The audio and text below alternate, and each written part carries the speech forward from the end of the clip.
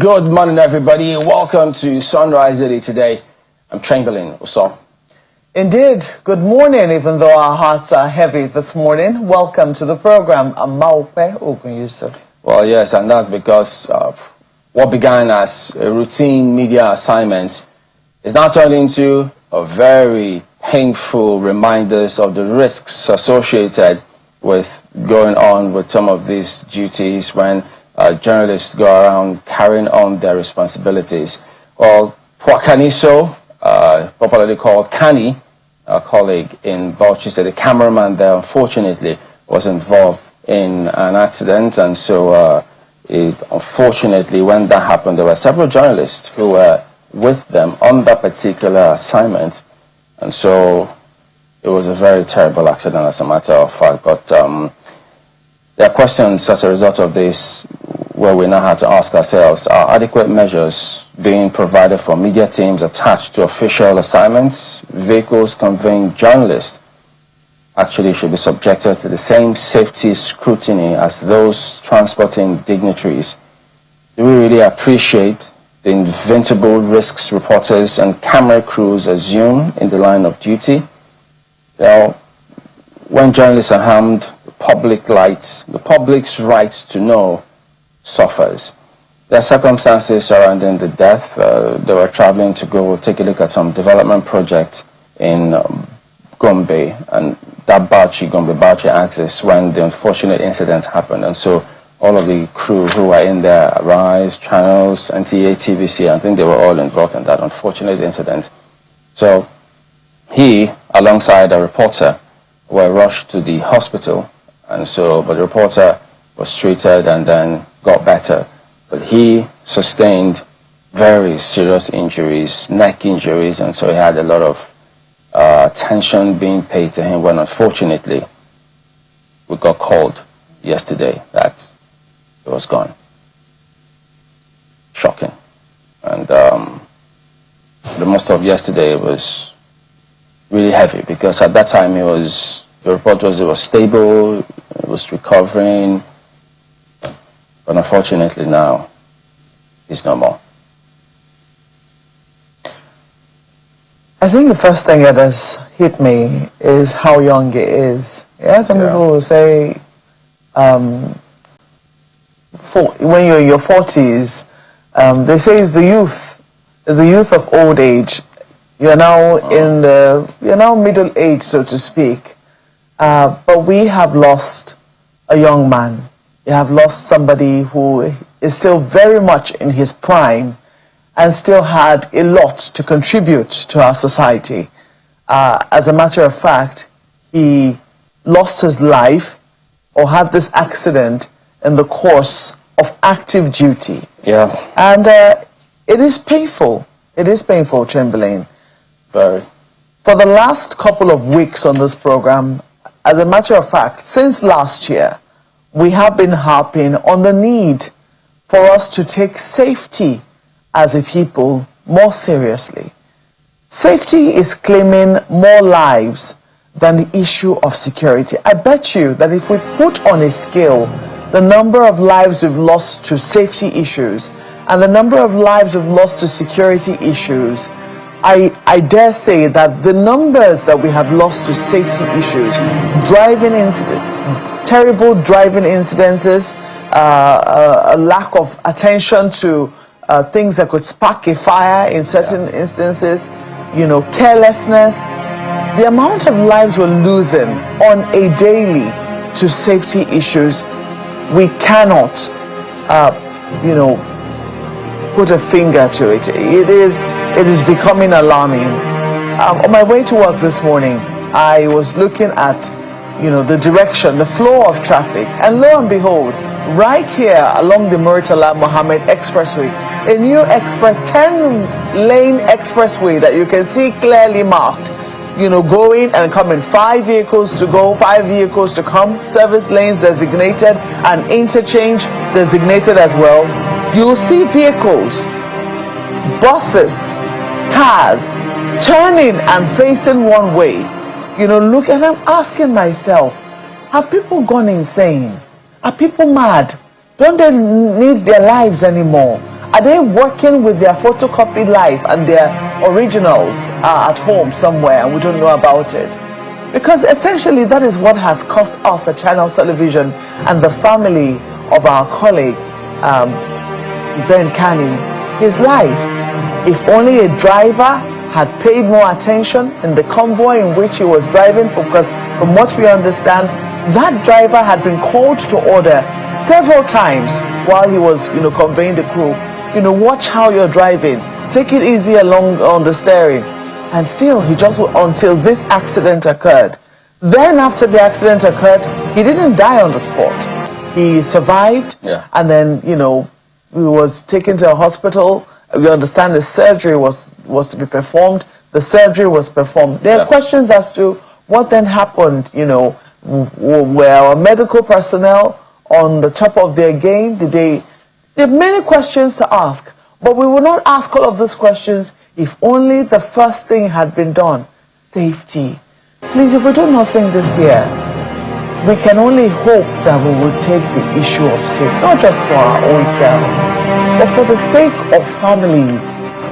When I was growing up, Chimlin, we used to have, I used to see this banner, this campaign, Speed Kills, remember your loved ones. I wish more and more people would remember that. If you don't have loved ones, remember the loved ones of other people. Do not let people, have to mourn because of your own carelessness. So many things to think about this morning, but just to also let the family of Ben Kani know that our hearts are with them. Kani was a phenomenal cameraman. We know that one of the most effective bureaus that Channels Television operates is the Bauchi Bureau. Hajara Aliyu and Ben Kani were a team. They did a fantastic job. Hajara is very much on top of her game, and she was able to do that because she had a very effective cameraman.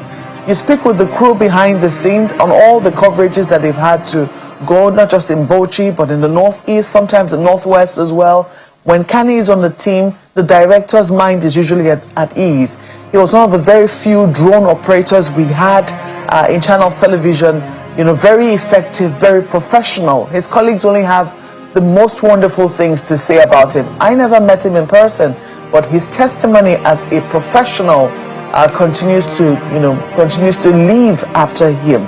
So I urge us this morning to at least take the good things that we can learn from Kani, extend our heartfelt condolences to the family, and also for his sake and for the sake of many others that we lose on our roads needlessly, that we prioritize the issue of safety. It is really, really unkind and unfair that we continue to lose lives this young of people who still have a lot to contribute to our country. Chimley. Indeed, so the media community mourns not just a colleague, but a professional who died doing his job.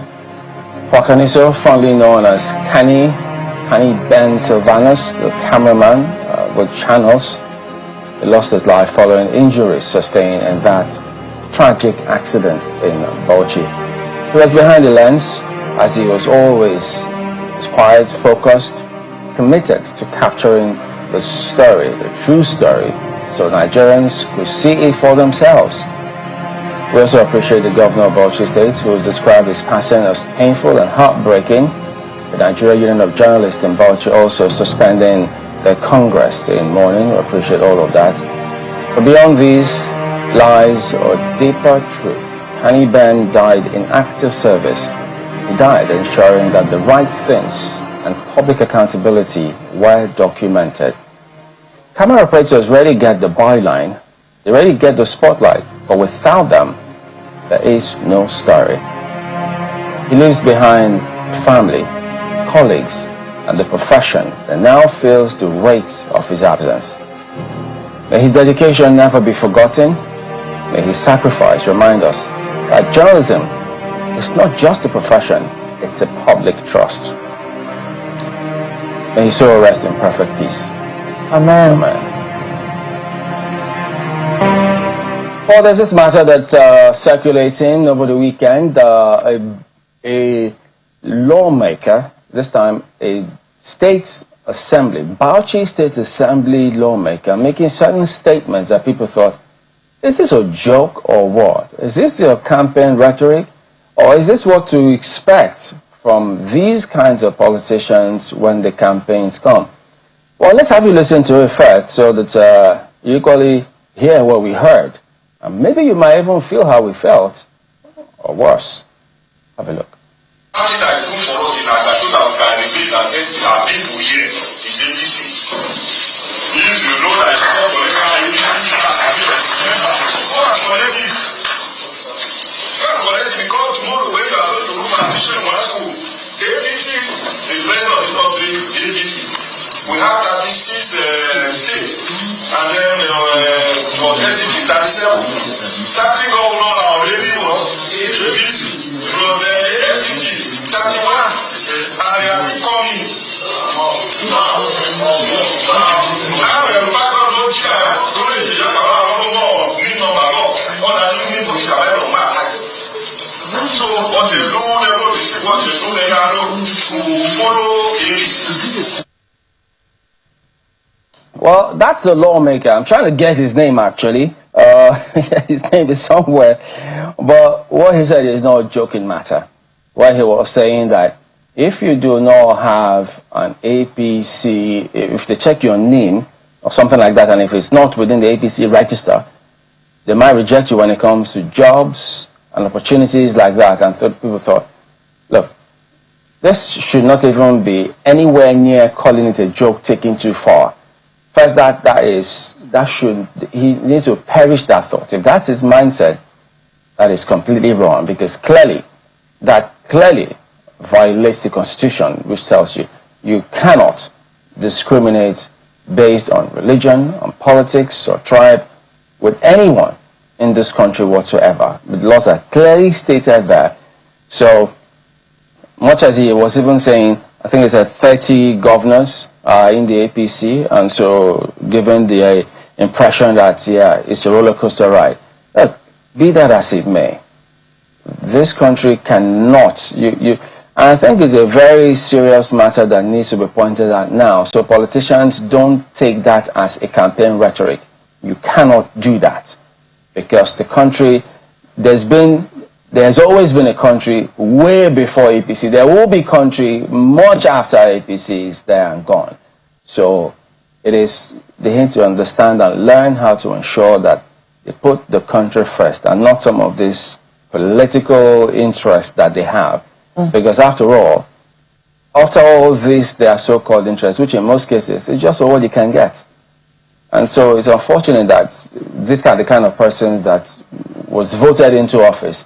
So I like to imagine that maybe people in Agatu local government area where he comes from should have a second look at this. You cannot deny persons who are professionals, who are qualified to do a particular job, all because they are not in your political party.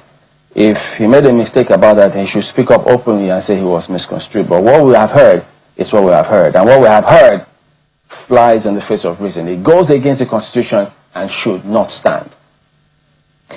So I'm looking at the fact that he's speaking to the National Association of Agatu Students.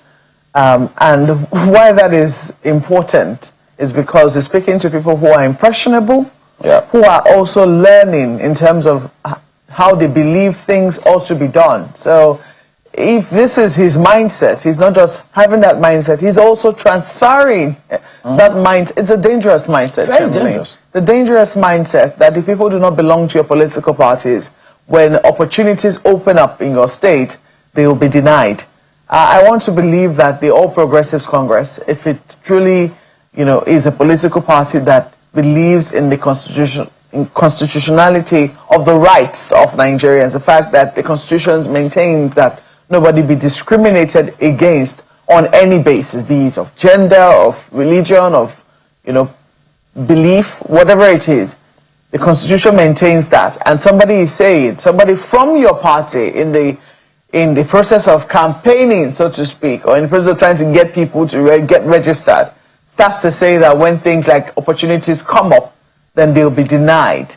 I believe that the political party, as a national body, they have a duty to say this is not their stance. Yeah. They have a duty to dissociate themselves and distance themselves from such a message and call that particular politician to order. Absolutely. And say this is not our stand, because this is clearly unconstitutional and it is immoral. You cannot, I don't know how to put it now. How can you say that if people do not belong to your political party or show a card that belongs to a political party, they will miss opportunities? I believe that that particular lawmaker should come out and, you know, clarify what it was that he was saying. Is that what he's really saying? And then he's speaking to impressionable minds. So it is important that those people do not move away with the impression that that is how things are done, or that when they too, you know, get into positions of authority, that is how they too must conduct themselves. Well, yeah, Chamberlain, this is clearly very disturbing, and I'm glad that we're highlighting it this morning. Because, you know, the implication of that is this. Those people who he's talking to might feel, if they go somewhere and they see people who are qualified and then they are giving job, they say, but he's not a member of our party. Yes. Why is he getting this job? And then they take it the wrong way. And then if I could break out, anything can happen. That's how they have been. That's how they have been grown. That's how they've been socialized. So I'm hoping that, you know, the party will come out and say, no, this is not how we want to run a country, because they're currently in power at the national level, and this is not how we run a state. And this lawmaker better be called to order, unless, of course, this is what they believe. If this is what you truly believe, then we have to tell you that this is not what the Nigerian Constitution believes.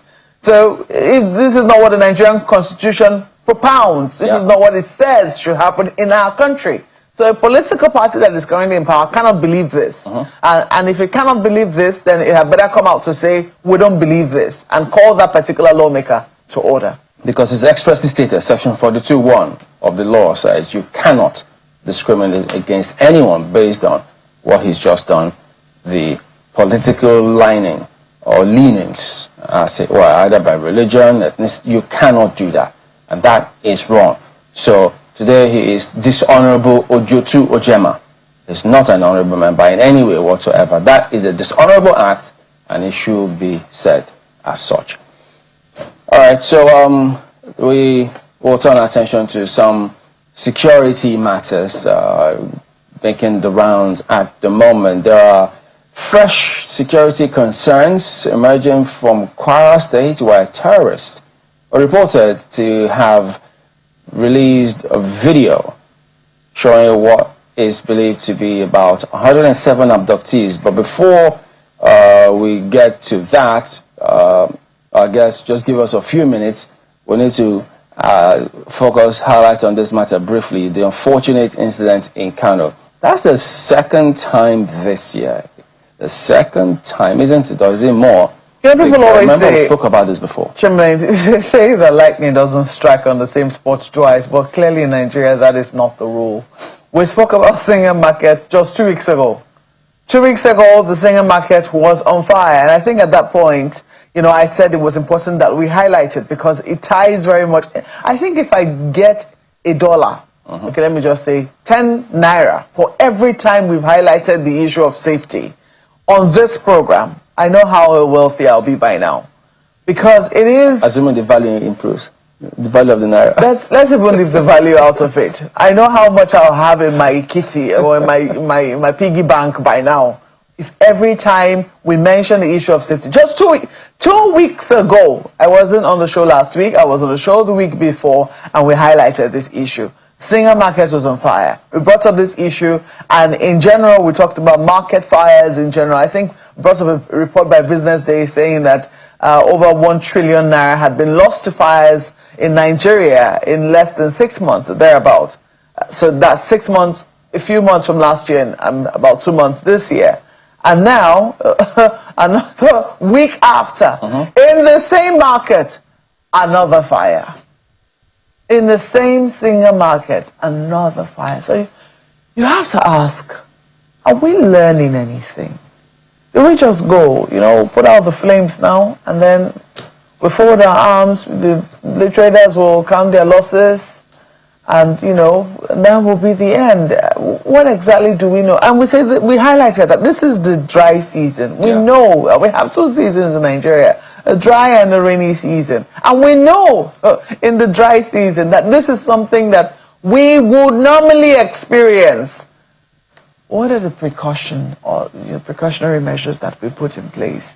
Well, I'm not asking rhetorical questions this morning. This morning we do have a guest in our studio, somebody who should know a thing or two about what people should be doing when the dry season comes and how safety, especially for things that safety really needs to be a priority for us as a people. This morning we're joined by DSF Alasan Ahmad Kantin, who is the Public Relations Officer of the Federal Fire Service in Kano Command. Thank you so much for joining us this morning. We're looking at this unfortunate incident that has now happened again in the Singer Market in Kano. Can you tell us, do you have an idea of why this fire has started again in the same market in less than 2 weeks? Very much. Good morning, Channels TV. Good morning, Nigeria. Fire outbreak is something that is not predictable. On the other hand, fire outbreak generally is preventable. That's actually what we've been doing for years. And these incidents in Singer Market is quite unfortunate and disturbing. I want to lean on this opportunity to sympathize with Kano as well as the traders in Singer Market on behalf of the Federal Fire Service. What actually happened is this incident is linked to an explosion from a solar battery. The one that also occurred 2 weeks ago was also linked to the same thing. So as a result of that, I think what we should focus on now is this current trend of solar system. Because currently, majority of the populace have resolved to the use of solar system. And there are two things to check out for anytime you are installing or using a solar system. The first one is the solar panels. Solar panels, generally, if they encounter poor connection or loose connection, there is every tendency that there will be an overheating during sunny days, and it could lead to fire outbreak. How does that occur? Once the cables are overheated, there will be a spark, and the fire, if ignited, will travel from the panel down to the room where the installation is made. And if there is contact with fuels around, more especially if there is no proper housekeeping, definitely is going to be a fire. The second thing we need to check out for is the charge controller. It's very, very important. If the charge controller is faulty, definitely it will not be able to regulate the energy that is being stored in the battery. As a result, the battery will get overcharged. It will reach a stage where it will eventually explode. So when we talk about general market fires as well as residential fires these days, this is what I want the good people of Kano as well as Nigeria to please take note of.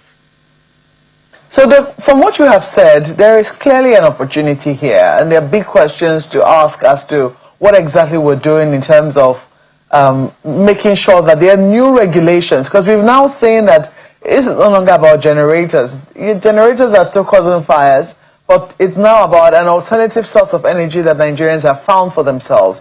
But it does appear that we have not been able to regulate that particular market in the sense that we do not have people who are certified installers, or maybe we do, but it does appear that we have not yet made sure that whatever unit is installed are installed by people who have been certified, and that there are safety precautions that must be taken. I don't know that fire officials or fire safety officials usually go around buildings, public buildings, to make sure that safety has been adhered to. You have a fire escape route. There is a, what they call that now, there is a, looking for the word now, there's a muster point, things like that, for general public facilities. But identifying this new threat, because yes, it's supposed to be something that is solving problems, but clearly it's also constituting a threat. What would you say that your own agency is now doing to sensitize Nigerians on the need to get certified professionals and to do things properly in a way that, you know, doesn't cause this sort of huge loss when the incidences happen? Okay, I want to begin by informing you that the Federal Fire Service is it's constituted currently with numerous engineers. As a result, we do have knowledge of these possibilities of fire outbreaks when it comes to electrical appliances.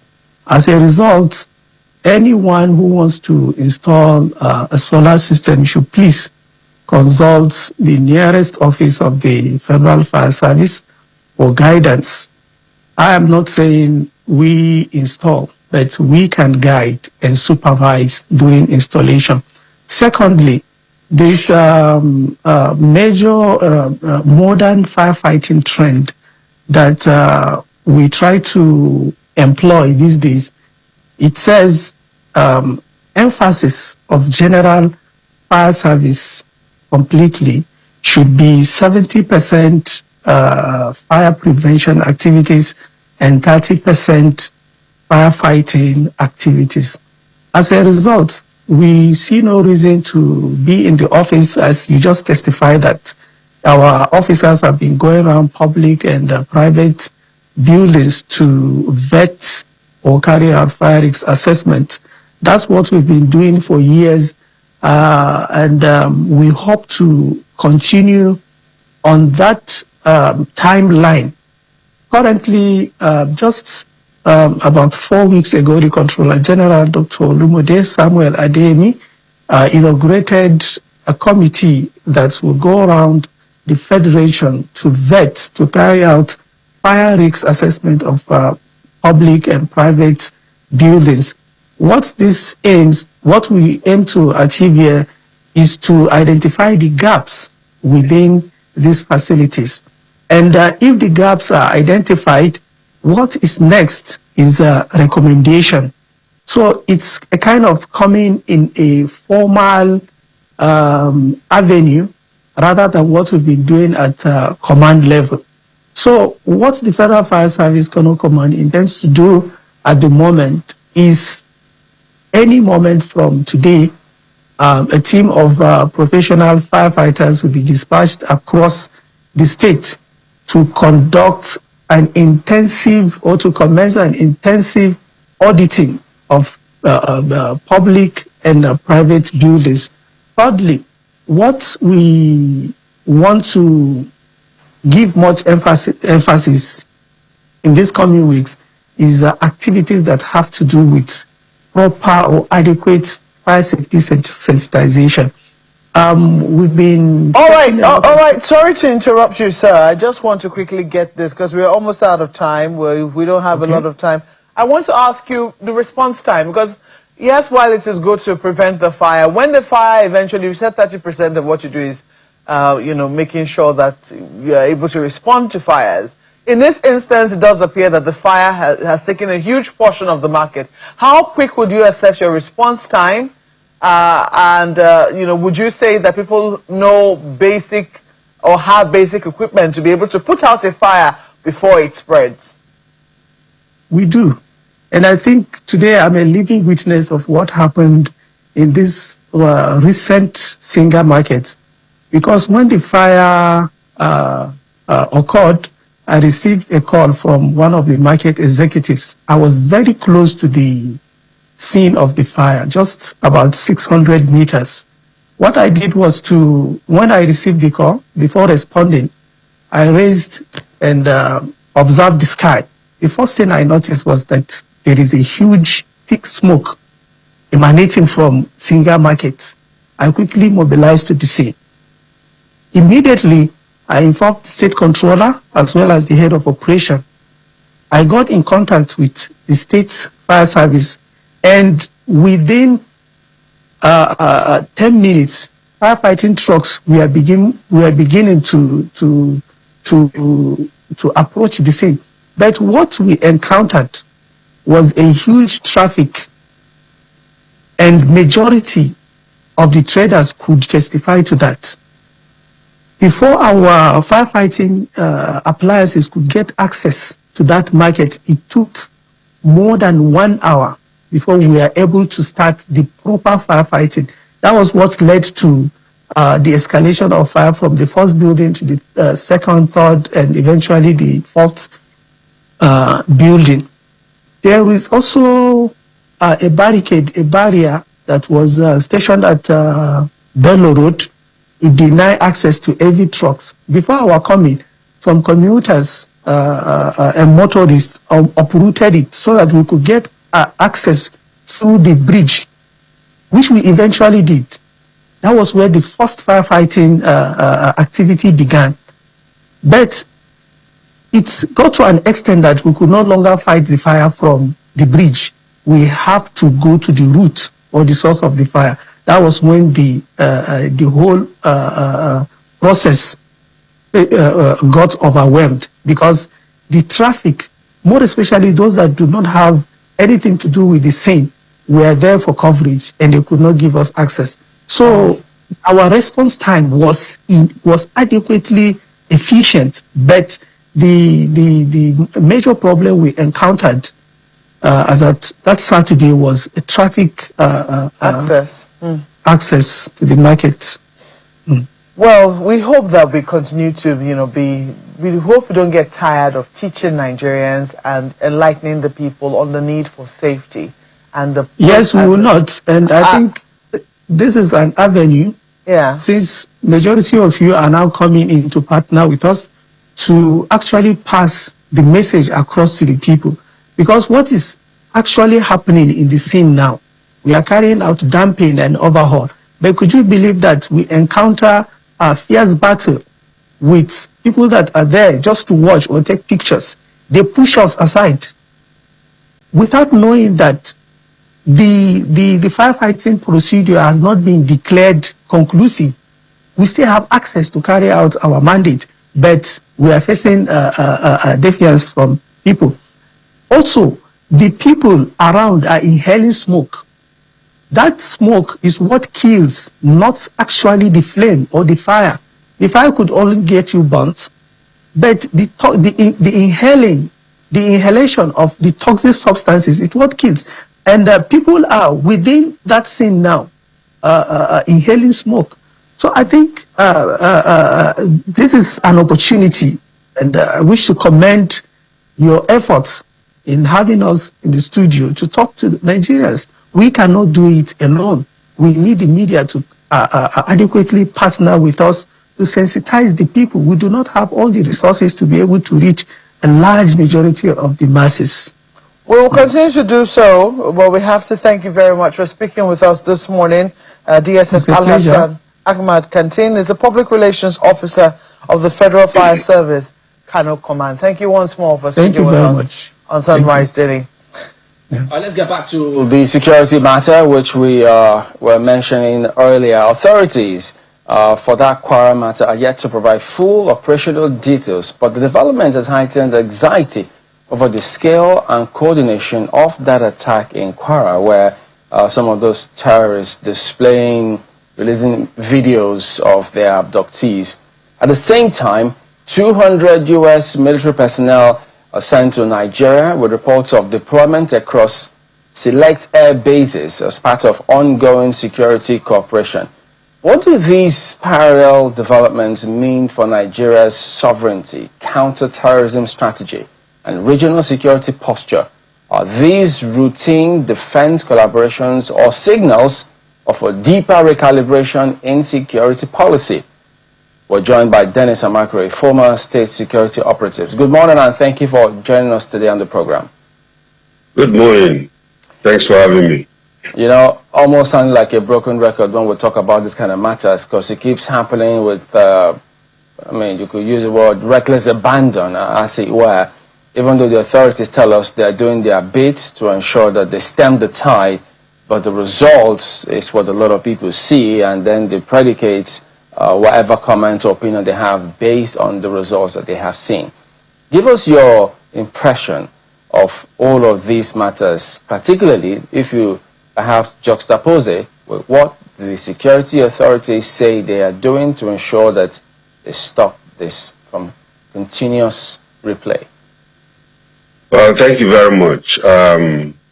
First of all, I accept my condolences for your reporter who died.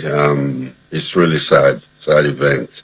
Thank you. But coming back to this problem, I think, like you said, it's like a broken record.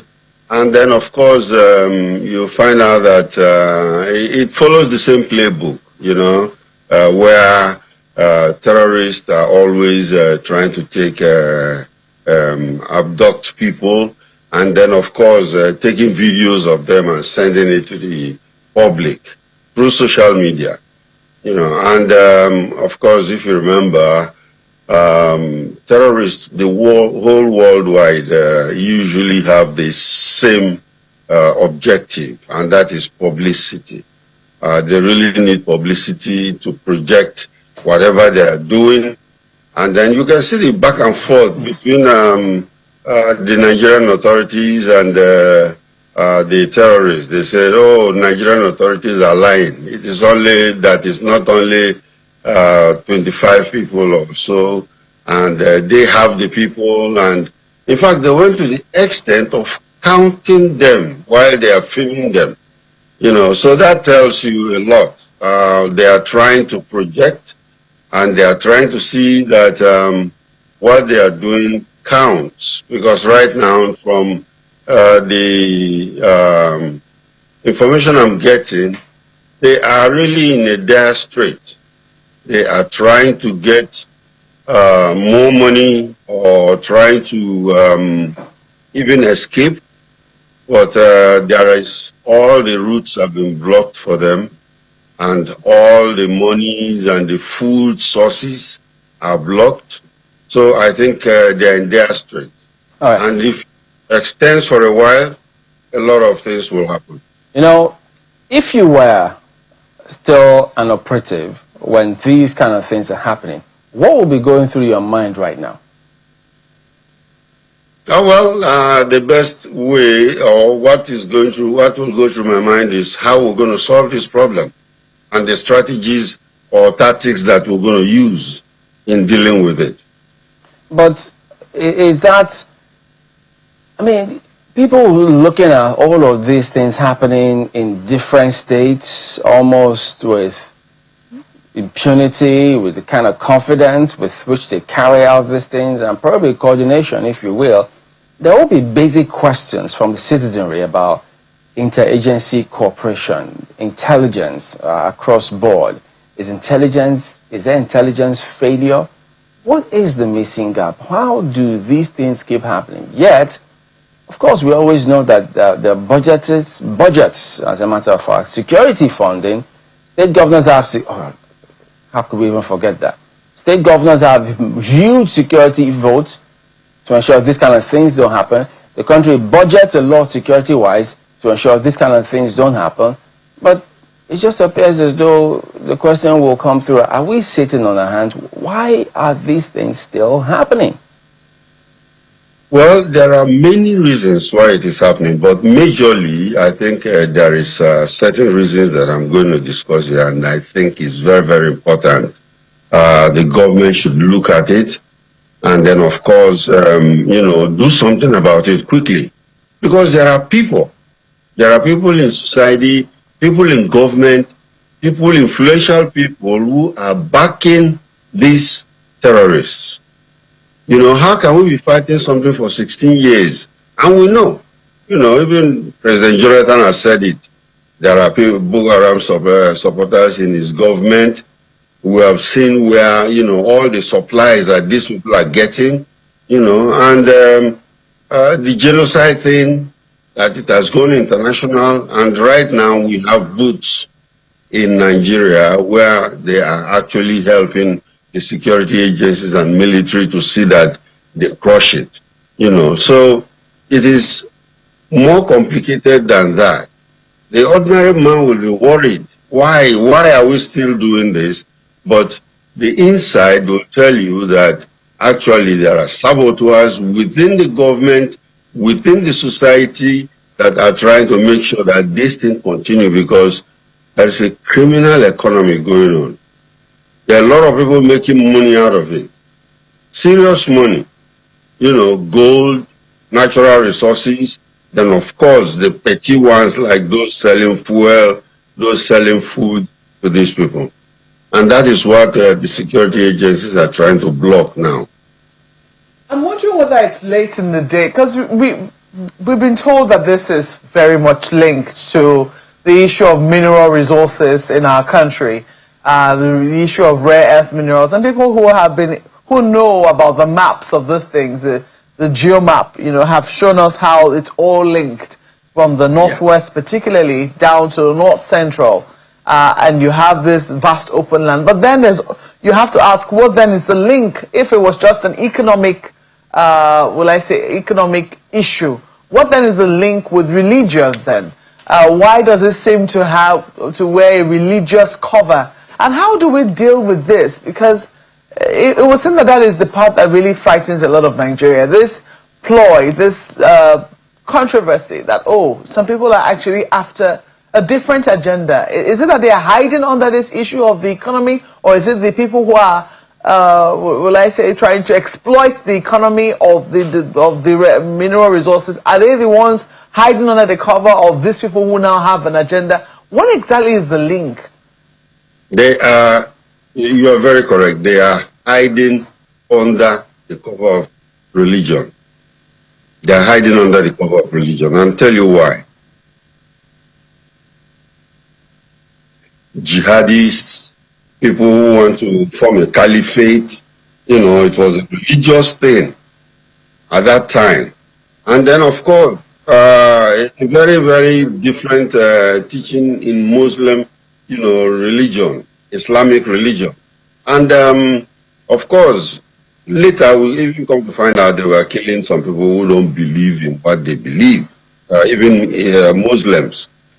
But the point is that they have come to develop, got affiliation with foreign partners like ISIS, and these people have already come to find out that there are a lot of natural resources in Nigeria. In fact, I was talking to a colleague of mine, and he told me, he said, Nigeria is not actually fighting a religious war. What we are fighting is an economic war, because what they are going for are those rare earth natural resources that are found in the north central and other areas too. So it is something that I'm sure the Nigerian intelligence agencies are very, very much aware of it, and then of course will address it, because that's where you have the influencers. There are very, very high net worth individuals, retired military generals who are part of this, who are making sure that these things don't end. This is frightening. This is frightening because, these are people who ought to ordinarily have an interest in protecting the state, making sure that the state doesn't fall apart, and making sure that the state is the only one who has the monopoly of violence. But to turn the guns on innocent rural dwellers, and look at what we saw in Horo and Nuru communities of Kwara State, people who were just going about their businesses, murdered in their numbers, in cold blood overnight, in their numbers, members from that community being taken. And there are questions as to where have they been taken to? Where have they been taken to that we're not aware of? And then these frequent kidnappings we see around Niger, people will ask questions as to, is it that the resources that they are getting in their mind, or are they using these people as forced labor, to work the mines that they are doing? It's unclear really what exactly is happening. And then when they get freed, They get freed mysteriously. People are asking, are we also helping to fuel that economy by paying ransom, even though the state has denied heavily that it pays any form of ransom? But if we're not catching these kidnappers and people are getting freed, people can put 2 and 2 together. For you who is on the outside, are we really helping this situation, or are we compounding it? Like I said, it is open to conjecture where there are people that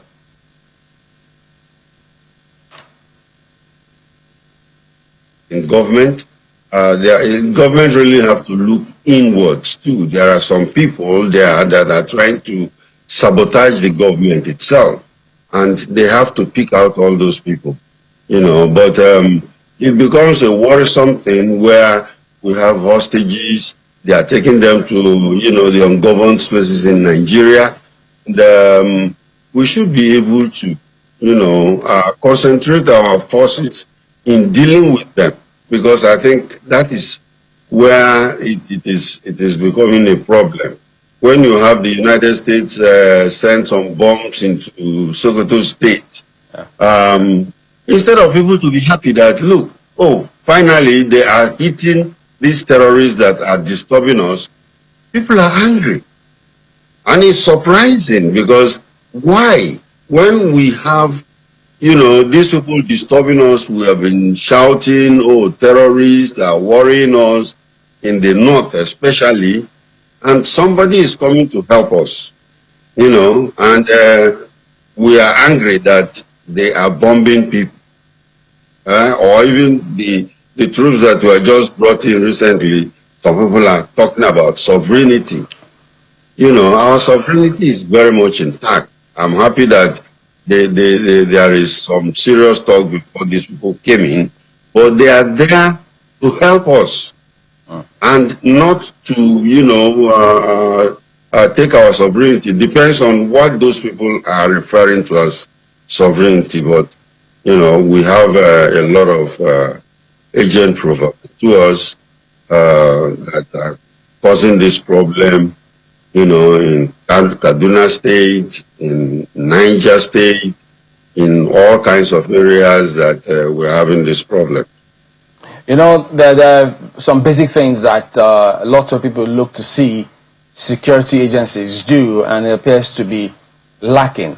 For instance, if you go to even neighboring West African states here, they ask you, where's your ID? Who are you? Where are you coming from? So if you don't have that, then you have questions. Immigration, the security agencies, they all perform those basic ones. So questions for Interior Minister and their colleagues, is that really happening? Now come people move around this country who Nigerians say, no, these guys are not Nigerians. And they appear to be at home here, but that doesn't happen in our neighbors here. But speaking about the troops deployment, the U.S. troops, 200 of them coming in. Of course, there's a previous detachment, so that coordination is going to happen. And seeing those heavy artillery, military transport moving in to strategic air bases in the country, doesn't that give you an indication as to, wow, okay, it looks as if we have to expect some serious operations that are going to be carried out perhaps sooner rather than later? Yes, I agree with you. And I think that is something that is going to go on, that's going to happen. For those people who have been crying wolf or crying babies, have to really wake up, because this thing is for once and for all. I think there's a final push to get rid of these insurgents, terrorists or bandits that we call, that are, disturbing the country for once. So yes, they are coming in, and they are all located in different areas, and then that final push, I think, is going to happen very soon. Let me ask you about this controversy making the rounds about bugging. Are you sure? Do you try that when you were in service, tapping people's phone lines? Because the former governor of Kaduna State has been making the rounds. I mean, several lawyers, security agencies, all talking about, whoa, you listen to a conversation of a phone tapping involving the NSA where they got their info. This sparks a lot of questions. Several people asking, in the first instance. So the NSA's phone is that vulnerable, a national security advisor? And then the questions as to the legality of that incident all by itself. So what struck you when you heard it? Well, a lot of things passed through my mind. Right now, there are so many things that are happening, especially in the tech areas. For instance, WhatsApp is end-to-end encryption, but there are certain apps that you can use now, to actually break into that and listen. So a lot of things do happen. But for this former governor of Kaduna State, I think he's an agent provocateur. He's a rabble-rouse, just trying to, beat up certain things, because I think he's having the short end of the stick at this time.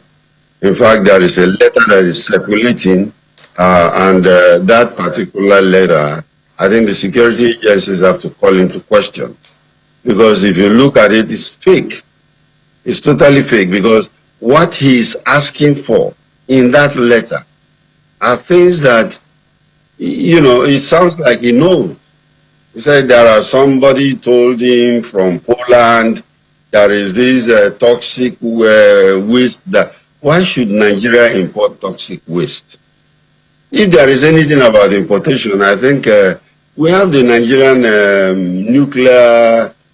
National Nuclear Regulatory Agency, I think NNRA,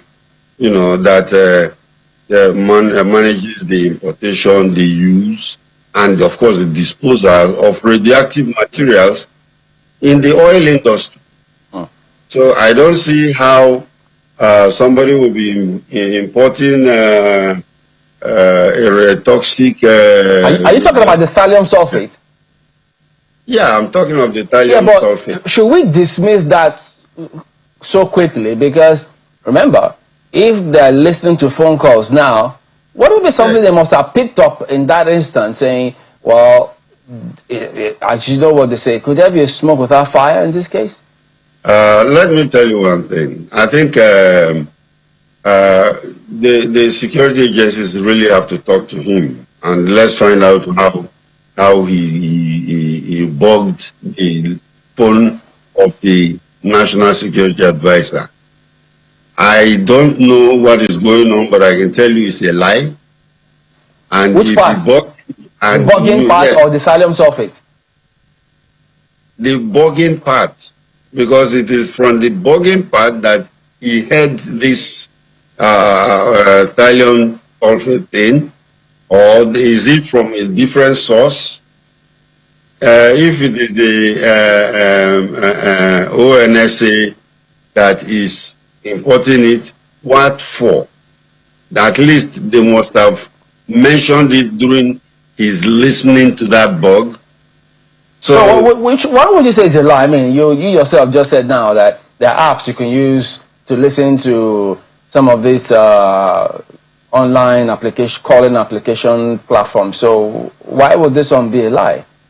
It's a lie because, see, those offices you are talking about, have dedicated lines that are not for common use. You can call somebody in the NSA's office on WhatsApp, and talk to them. But when there is serious business, the NSA does not use WhatsApp or any other direct line that is using. There are dedicated lines that he uses between himself and the president, other security agencies, and stuff like that. So for him to say that he bugged the line of the... Maybe he has an agent in the NSA's office that told him one or two things. Yeah, but don't forget, yes.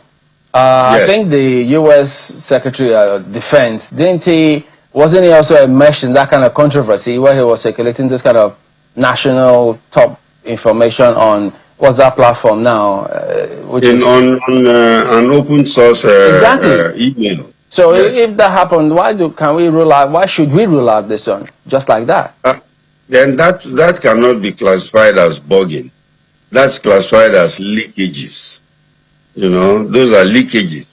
And that's why you don't send email No, on... the point I'm trying to make is, if, yes, quote unquote, he did that, he might have said, well, it might have been a slip or a mistake because he shouldn't be doing that. Over here, too, can there be a mistake? He could have used and maybe unintended consequence, I mean, unintentionally use an open platform for conversation, which was then intercepted, because if he's clearly saying on national television that, look, we have access and we did listen, should we dismiss it?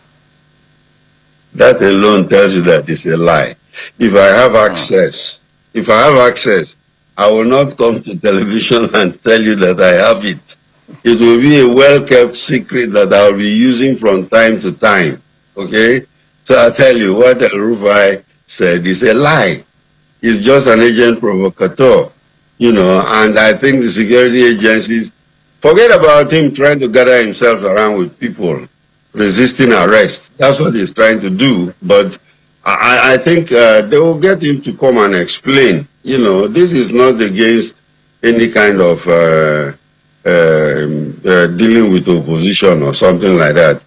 You write a letter about a toxic material, and then you are copying your party, and your party chairman and stuff like that. It doesn't make sense. When you read that letter, you see that it's a childish letter. You know, it does not, the dots don't connect. All right, Mr. Denzel Michael, we appreciate your time this morning. Thank you very much indeed. Thank you for having me. Well, that wraps it up today on the program. Thank you all for watching. We will see you again tomorrow. I'm Chamberlain, so goodbye. How swiftly Monday went. Thank you for watching. I'm Maope Ogun Yusuf. Here's wishing you a productive day.